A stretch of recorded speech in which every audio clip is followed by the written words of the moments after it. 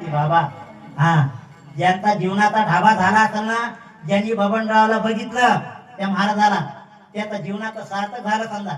आज तेज त्याच्या अंगावर चालले जातं, एवढं ध्यानात ठेवा. खरंच हा माऊली माऊली कृपाची माऊली. मी कुणाची तारीफ करत नाही, एकदा बघितलं ना बरोबर. आणि आ गये शोधे खट्याळ तुझा काढा